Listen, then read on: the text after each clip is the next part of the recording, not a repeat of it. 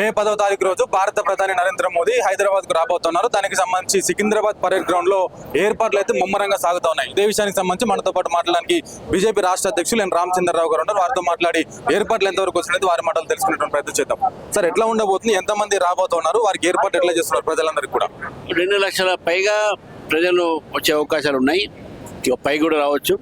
తర్వాత కార్యకర్తలందరూ కూడా ఉత్సాహంతో సమీకరణ చేస్తూ ఉన్నారు ప్రజల్ని, కార్యకర్తల్ని. అదేవిధంగా ఇక్కడ కూడా స్టేజ్ అన్ని కూడా బాగా మన ఏర్పాట్లు కూడా చేసే రామచంద్ర గారు చేస్తూ ఉన్నారు.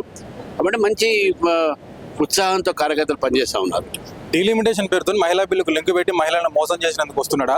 సంవత్సరానికి 2 కోట్ల ఉద్యోగాలు ఇస్తామని చెప్పేసి ఇవ్వనందుకు ఎందుకు వస్తున్నాడు తెలంగాణకు అని చెప్పేసి మీ ప్రతిపక్షాలు అడుగుతా ఉన్నారు. ఏం చెప్తారు వాళ్ళకి? వాళ్ళకు ఏమంటారు అని గుండులో సున్నా ఉందని చెప్తున్నాను నేను. వాళ్ళు చెప్తారు కదా, గుండు సున్నా ఇచ్చింది, వాళ్ళకి చెప్తాను గుండులో సున్నా ఉందని. మేము తీసుకొచ్చినటువంటి ప్రతి బిల్లుని అడ్డుకుంటుంది కాంగ్రెస్ పార్టీ. మహిళలకు డీలిమిటేషన్ జరగకూడదా? డీలిమిటేషన్ జరిగితేనే మహిళలకు న్యాయం జరుగుతుంది. డీలిమిటేషన్ జరుగుతూనే ఎస్సీలకు సీట్లు పెరుగుతాయి, డీలిమిటేషన్ జరుగుతూనే ఎస్టీలకు సీట్లు పెరుగుతాయి. కాంగ్రెస్ పార్టీని మీరు అడగాల్సిన క్వశ్చన్ ఏంటంటే, మీరు ఎందుకు ఎస్సీ ఎస్టీలకు మహిళలకు అన్యాయం చేస్తున్నారో అడగాలి వాళ్ళని. మమ్మల్ని కాదు అడిగేది. మీరు తీసుకొస్తున్నాం, మీ చిత్తశుద్ధి తీసుకొస్తున్నాం, వాళ్ళ తన చిత్తశుద్ధి, వాళ్ళ చిత్తశుద్ధి ఏంటంటే వీళ్ళకి ఎవరు కూడా అధికారం రావద్దు. కాబట్టి దాన్ని వాళ్ళని అడగాలి, మమ్మల్ని అడగద్దు.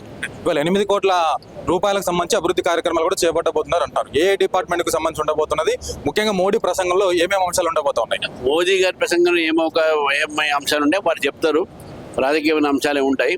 ఇక్కడ విషయాన్ని గుర్తుపెట్టుకోవాల్సింది ఏంటంటే, 8,000 కోట్లలో ఒక ఇండస్ట్రియల్ పార్కు, ఒక టెక్స్టైల్ పార్కు, రైల్వేస్, హైవే ప్రాజెక్టులు ఇవన్నీ కూడా ఉంటాయి.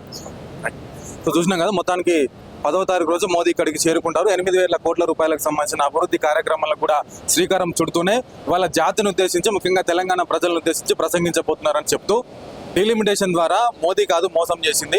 సో ఇవాళ ఈ ప్రతిపక్షాలు ఏవైతే ఉన్నాయో వీళ్ళు కదా అడ్డుకున్నది, కాంగ్రెస్ పార్టీ బీఆర్ఎస్ పార్టీ కదా ఇవాళ అడ్డుకున్నది.